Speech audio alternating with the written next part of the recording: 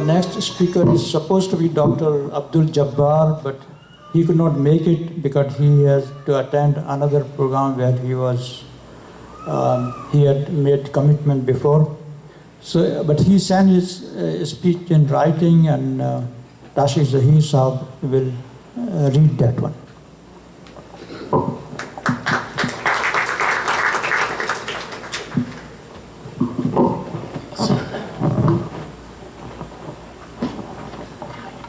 Assalamu alaikum again, and I'm honored to present his writing to you. This is from Dr. Abdul Jabbar. He says, as I write these lines, I have in front of me Brother Rifat Mahmood's book, The American Revolution, that he autographed for me on January 16, 2016 in Chandni restaurant. I had no way of knowing that it would be our last meeting. He was accompanied by his beloved wife. Our entire conversation was about seeking my feedback on his book. He requested that I write a review after I had a chance to read the book. It took me much longer than it would have taken had I just skimmed through it. But in view of the book's great importance, I started proofreading it as an English professor and making all improvements that could be made. When I completed this task, I was in New York, from where I told him that I would be writing my review of his excellent book on my flight to San Francisco and would be happy to give him my suggestions to improve the second edition, as he had desired. I wrote the review and published it in the Journal of America and in Pakistan Link. It is also to appear shortly in an expanded version in Countercurrents. I have also introduced his book in the academic circles. Now, there was a paragraph after this that I have to eliminate because it had a couple of references to Munir Niaz's poem that Brother Javed Ali has already presented to you, and that just says once again, great minds think alike. So he says, my personal debt of gratitude to him is what his exemplary optimism and perseverance.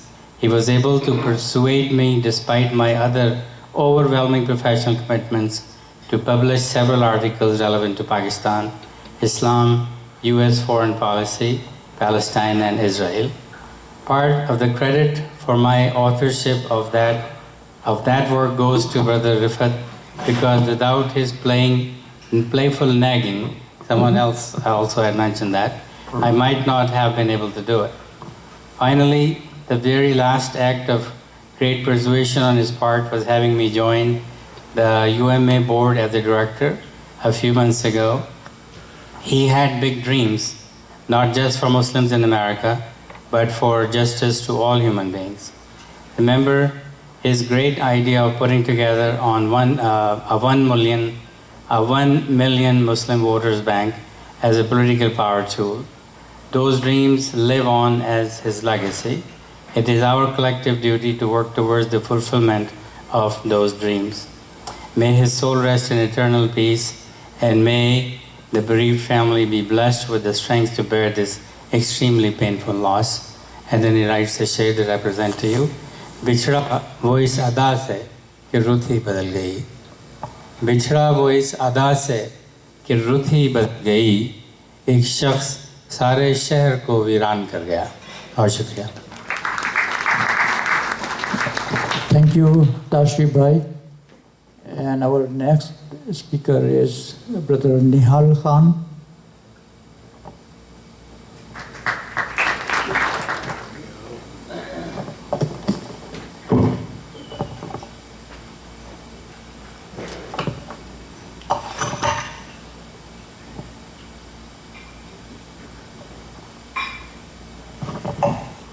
Khawateen wa Hazrat, ladies and gentlemen, Assalamu alaikum.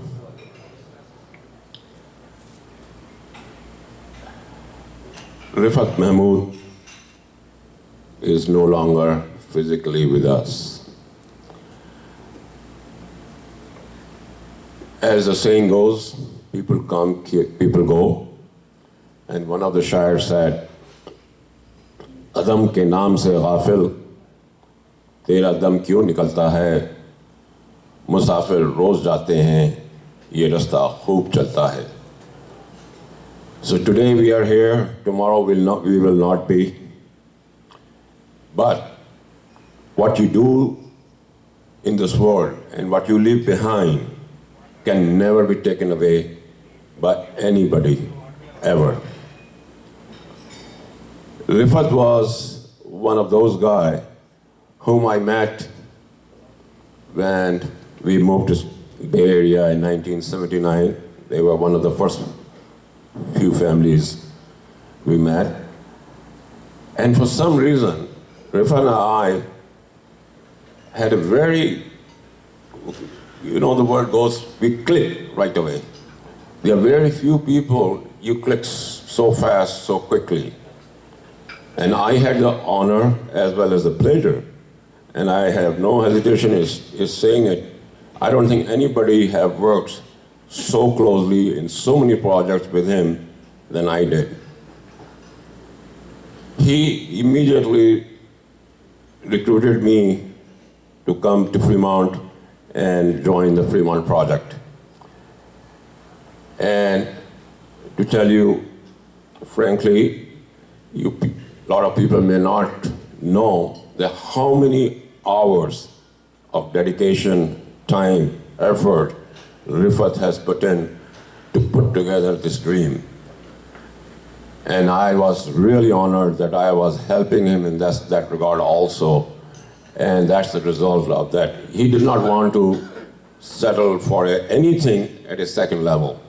He wanted to have everything the best he could, which he did.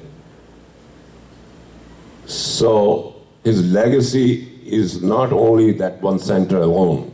Him and I worked together in some business as well as some personal projects also. He was such a nice, positive human being. And when you talk to him, he will always perk you up, and he will. And I think I give him this credit that I became so positively inclined myself in my life, as people know that I am a very optimistic person, is because of him. And he was truly, sincerely a mentor of mine. There's another person I would like to mention who is sitting in this hall also, Dr. Agha Saeed. Him also was very, very inspirational and mentor to all. Both of these people I came to know during the first startup time of Ummah. And I remember the meeting we had in Sacramento where Dr. Agha Saeed was going head on with the APAC people. And they were amazed to see how much knowledge these people have. And I credit Rifat Mahmood to take us to that level. So as Zahir Saab also mentioned, unfortunately, we do not realize and do not recognize a lot of efforts. There's a lot of people. I mean, if I start going on it, I probably can go on for hours. This community has been blessed by so many decent, nice leadership group, and they have a lot of vision and a lot of things, and they have achieved a lot of them. I think we should be proud of what we have achieved so far. And young people are now taking part also in it, and we should continue his legacy. The way we can remember and we can keep his memory alive is by keep on doing what he wanted to do.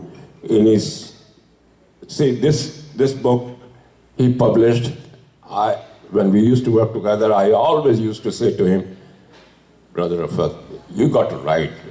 Please write a book. Please write a book. He mentioned that in the book also. Yes, Rifat, Shafi, I know I need to cut short. And he mentioned he recognized that also in this book. And please do read this book. This is his hard work. He put in hours and hours of time to put together these historical events of American Muslims. So that was his legacy and what he wanted to achieve. I will read his own words out of his book to conclude. I am attempting to explore the avenues of my linkage to the American society through the pages of history. There are different forces in America trying to pull this country in various directions. I would like to study and analyze our past history in relation to the Muslim world and learn how to promote harmony between these different forces. He was always so passionate, dedicated to the Muslim community and the role they need to play in American society. Thank you very much. May Allah bless Rifat Mahmood. Our Bhai Sahib is not here, but his memory and his legacy will always will remain. Inshallah, may Allah grant him Jannat al-Firdaus. Ameen. Thank you, Nihal Sahib. Our next speaker would be Dr. Agha Saeed, and he will be represented by Brother Hazim Khera. Please.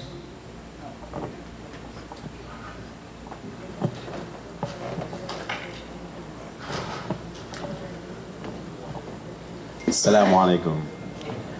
I have to apologize ahead of time. I also have known Brother Syed Mahmood for a few years now, and so I will be speaking on behalf of Dr. Saeed, but also I will be interjecting my own thoughts because he had such an impact actually on me as well, as I'm sure on all and each of us. Quick question for you. How many here have known Brother Syed Mahmood more than 1 year? Raise your hand, please, if you've known him more than 1 year. All right, 5 years, 5 years, 10 years. Okay, for me, it's about 10 years. This is when I was actually used to work in the legislature. Me, it's 10 years. Here, 20 years, 20 years. Okay, and let's just say one last time, more than 30 years, please. Look at this, mashallah. And you know, as many people as there are here, you know, given the impact that he had, inshallah, this room is even more full with many, many, many malaikas that are with us here today to also not say goodbye to Brother Rifat Mahmood. He's still with us in many ways. But the most important thing is we're here not to say goodbye, but to remember him, inshallah, and to take this opportunity to actually do something and continue.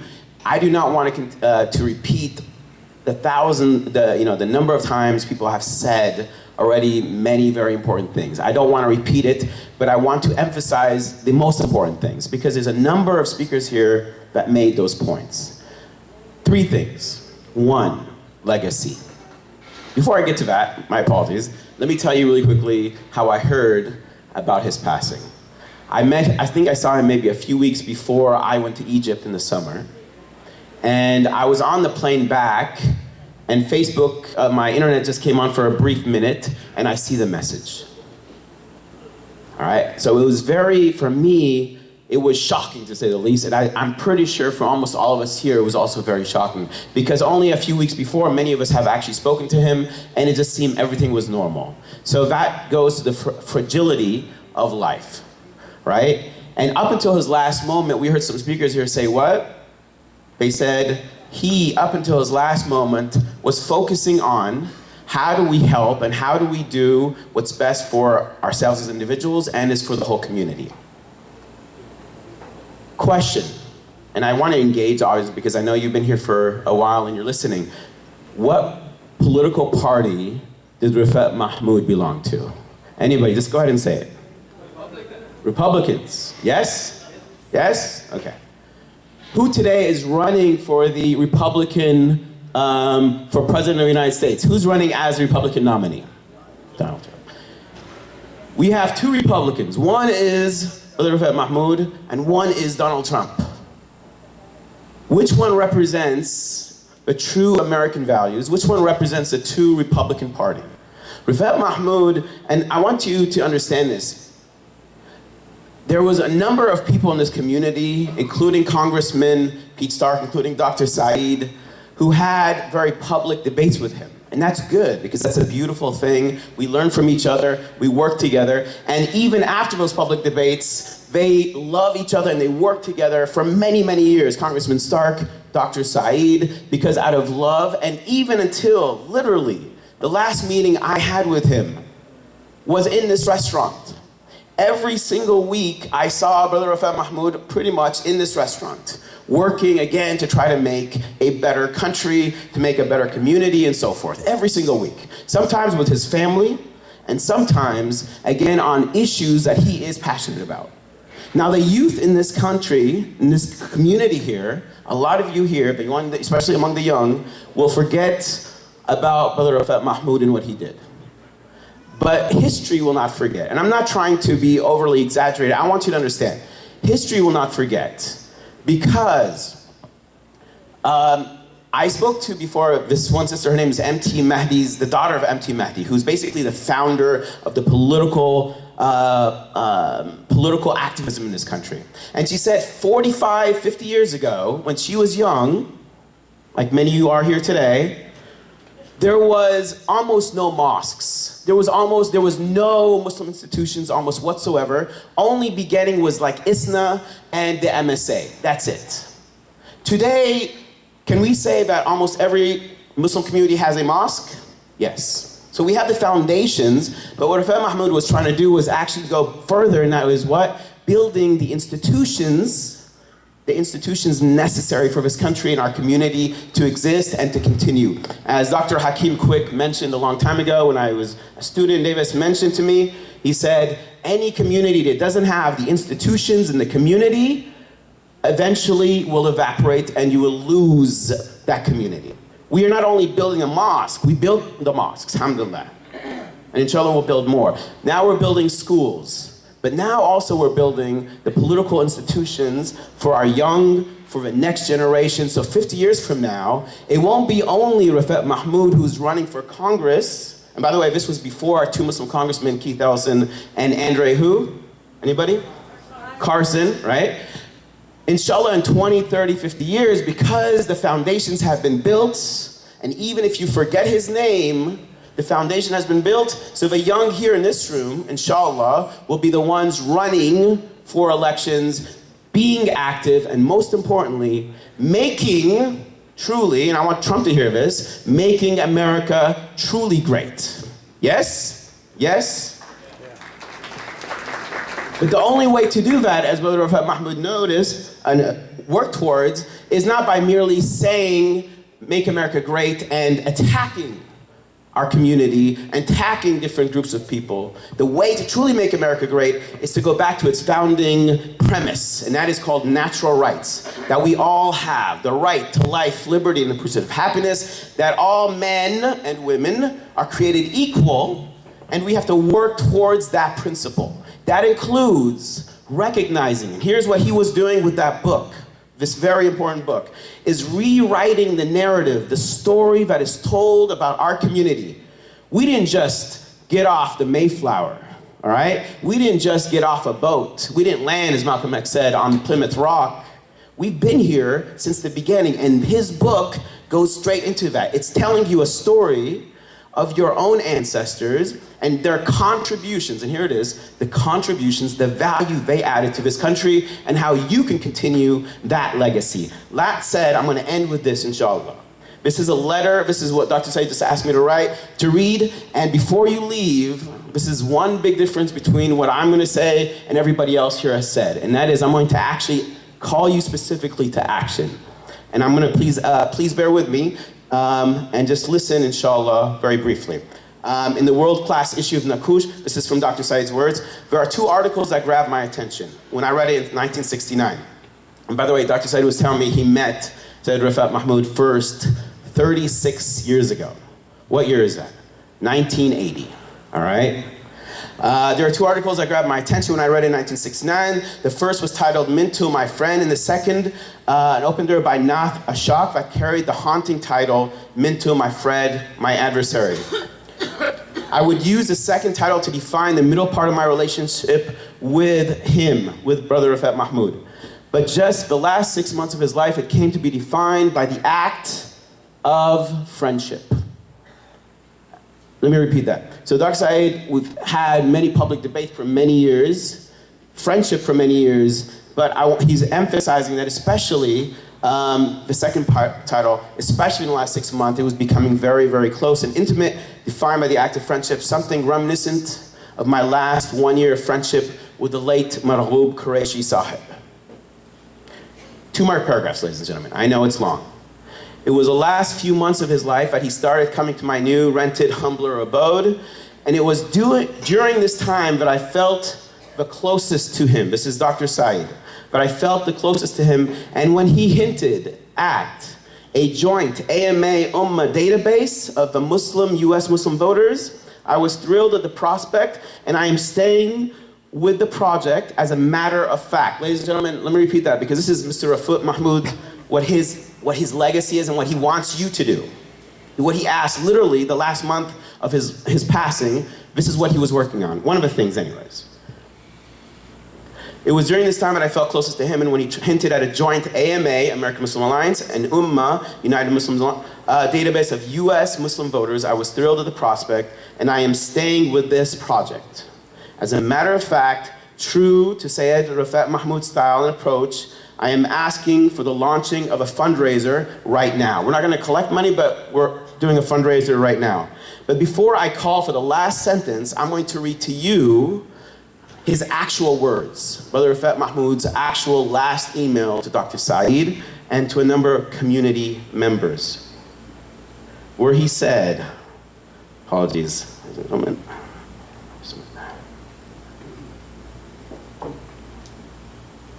These are his last words, and this is why I'm reminding you so we can actually do work on this legacy. He says,